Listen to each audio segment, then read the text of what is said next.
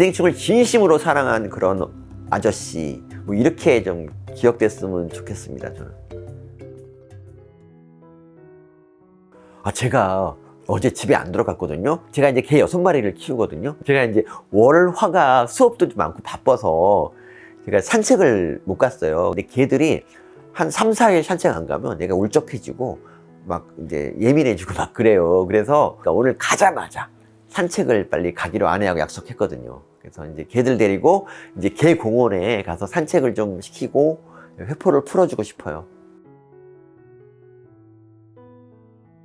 개와 사람이 이렇게 서로 신뢰관계가 돈독해지고 사이가 좋은 이유가 뭐냐면 서로 기대를 안 하기 때문이죠. 그러니까 사람 같으면은 얘가 공부를 잘하고 뭐 외모도 좋길 바라고 뭐 이런 게 있잖아요. 근데 개와 사람은 서로 기대를 안 해요. 저는 우리 개가 뭐 공부를 좀 잘한다 이런 거에 대한 기대가 없거든요. 그러니까 그냥 건강하게만 자라달라고 얘기를 하는 거고, 사람은 아버지한테 이런 기대 있잖아요. 우리 아버지가 나한테 좀 이런 거 해주면 좋겠다.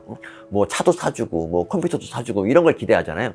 우리 개들은 큰 걸 바라지 않습니다. 그냥 공만 던져달라, 그 정도. 그리고 산책 좀 가끔 데려다 달라, 이 정도.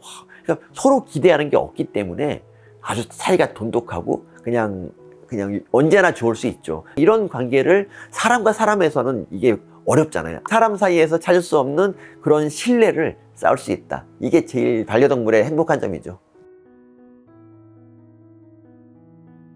테니스를 좀 좋아합니다. 테니스. 제가 공을 딱 치면 공에서 바람 소리가 났어요. 그래서 이제 상대방이 공을 받으려고 그러다가 이렇게 피하고 막 그런 적이 있었는데, 그거 하나 믿고 그때 이제 제가 레슨을 때려쳤어요. 원래 레슨을 2년 정도 받아야 이 폼이 완전히 자기게 되거든요. 그럼 그때부터 이제 강호로 나가도 되는데, 한 6개월 정도 만에 레슨을 때려치고 강호로 나가서 이 한 방으로 다 모든 상대를 다 거꾸러뜨렸거든요. 근데 그러다가 어느 순간부터 폼이 망가져서 다시 이제 망했죠. 그래서 지금은 다시 옛날 폼을 찾으려고 지금 허우적대고 있는데, 그다음부터 레슨을 아무리 받아도 그 폼이 안 나와요. 그래서 역시 배울 때 확실히 배워야겠구나라고 후회하고 있고, 제가 다시 태어난다면 레슨 한 3년 정도 받는 이런 꿈을 꾸고 있어요.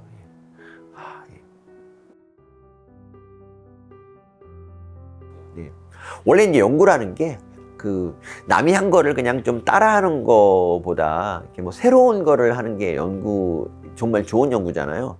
근데 아직까지 그게 잘 안 되더라고요. 그러니까 제가 지금까지 한 연구 중에 많은 것들이 정말 연구를 위한 연구, 그냥 논문을 쓰기 위한 논문이 아니었나 이렇게 생각합니다. 그래서 저도 진짜 앞으로 10년 정도 안에 정말 뭔가 연구를 위한 연구 말고 진짜 뭐 새로운 지평을 여는 연구를 한번 하고 싶다, 이런 꿈이 있죠. 기생충 쪼가리 같은 게 나왔을 때, 뭐 기생충이 의심되는 그런 게 나왔을 때 이제 저한테 연락이 오면 제가 이제 가서 좀 해결을 해드리고 그렇게 하고요. 근데 이제 제일 어려운 환자가 이런 경우예요. 그러니까 기생충 망상증이라고, 자신은 기생충이라고 믿고 있는데 실제 기생충은 아닌 경우죠. 그러니까 이제 피부를 딱 보다 보면 사실 이상한 게 보이거든요. 계속 보다 보면. 그래서 그거를 갖다 떼가지고 이제 저한테 보내고 막 기생충 있다고 막 그러는데, 그러니까 보면 사실 피부예요. 근데 그런 분들이 있는데, 아무리 의사가 아니라 그래도 자기를 믿어주는 사람을 위해서 계속 다른 이제 병원을 바꿔가면서 막 하거든요. 근데 이제 제가 좀 뜨고 나니까 저한테 많이 찾아왔어요. 근데 그분들하고 이제 얘기하면서 좀, 되게 많이 안타까웠어요. 왜냐하면 이게 낫기가 어려운 병이잖아요. 처음에는 제가 이제 젊을 때는 야심에 차서 이분들을 제가 꼭 설득시켜야겠다라고 하다가 잘 안 됐어요, 다. 그래서 제가 어떻게 그런 거를 고치는 방법을 좀 알아냈으면 좋겠네요. 예. 근데 그동안 이제 뭐 대선 때문에 너무 이제 뭐 정치에 올인하는 그런 사람처럼 비춰졌는데, 이제 제가 사실은 원래 본성이 과학자지 않습니까? 근데 이제 과학에 대한 책을 좀 출판사랑 계약한 게 있어요. 근데 이제 쓰겠다 그러고 벌써 한 2, 3년 안 썼는데, 이 과학에 대한 그러니까 그런 거를 좀 쓰고 싶어요. 과학에 대한 책을 최소한 3권 정도를 지금 계획하고 있거든요. 그거 빨리 써서 이제 아내한테 인쇄로 맛있는 거를 사주고 싶네요. 그냥 아무것도 안 하고 스마트폰을 안 보는 그런 시간에 갑자기 이제 글의 시상이 떠오를 때가 있어요. 그 시상을 잽싸게 이제 적어 놓고 거기 손만 좀 보고 그러면 이제 뭐 한 30분, 40분 뭐 이 정도면 그리 되거든요. 억지로 쓰려 그러면 안 되는데 줄거리가 대충 돼 있으면 글 쓰기가 훨씬 쉬워요. 그리고 이건 쓰면 쓸수록 더 시간이 단축되기 때문에 글은 역시 많이 써봐야 더 잘 써지는 것이고, 그리고 글을 잘 쓰면 나중에 그게 말까지 되더라고요. 글이야말로 진짜 모든 거에 기초고 자기 생각을 갖다 더 다듬는 기회도 되고, 글은 정말 좋은 취미인 것 같은데 정말 제가 운이 좋게 글을 좀 쓰게 됐다는 게 되게 좋았어요. 제가 베스트셀러에 도전한다면서 진짜 어줍지 않은 글을 막 쓰고 그랬었거든요. 근데 그게 그 당시에는 야유를 받았는데, 와, 지나고 보니까 그 노력하기 정말 잘한 것 같아요.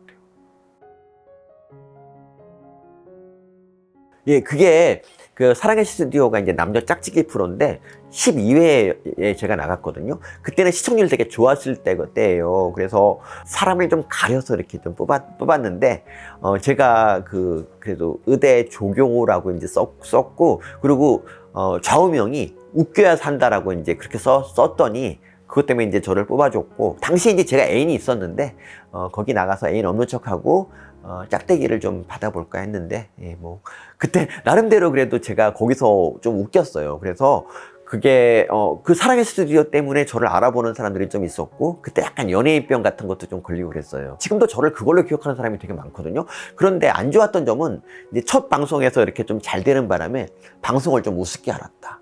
그래서, 예, 그 좀 연예인병에 좀 걸려서 좀 고생했다는 게 좀 안 좋은 점이고요. 이제 별이 빛나는 밤에라는 그 프로에 이제 제가 나갔어요. 그래서 이제 고정 코너를 맡아서 매주 이제 한 번씩 그걸 하게 됐는데, 그때 알았죠. 아, 이게 쉬운 게 아니구나. 저는 한 번 나가서 뭐 얘기하는 건 괜찮은데, 자기가 이 코너를 나갈 만한 그런 힘은 없었어요. 그래서 이 제 프로에서 어떻게 이 정체성을 찾아야 할지 막 고민하다가, 결국 4주 만에 잘렸습니다. 예, 잘려서 그때 쓴맛을 좀 보고, 그 뒤로 한 수십 번 잘렸죠. 예, 수십 번 잘리는데, 잘릴 때마다 항상 마음이 아팠던 그런 기억이 나네요. 예.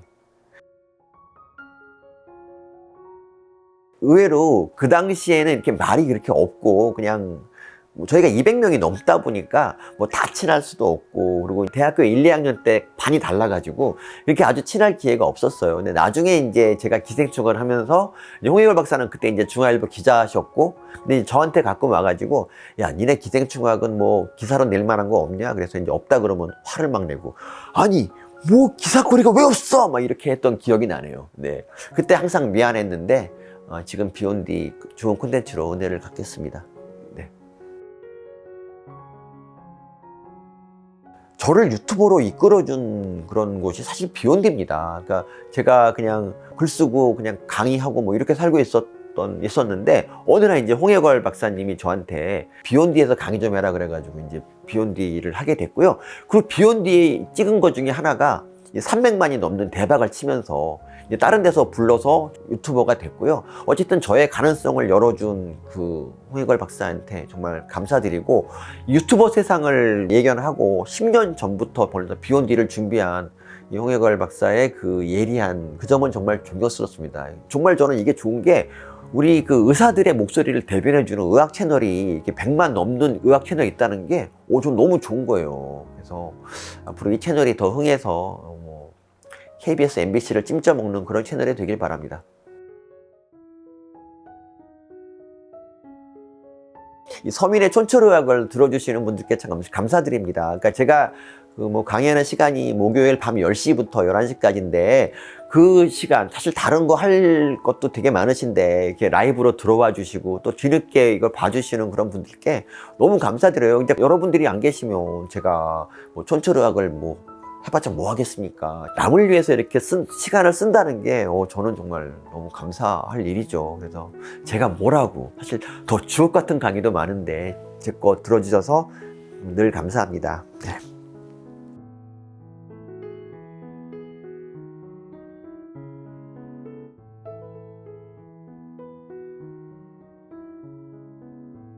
기생충학자 서민입니다.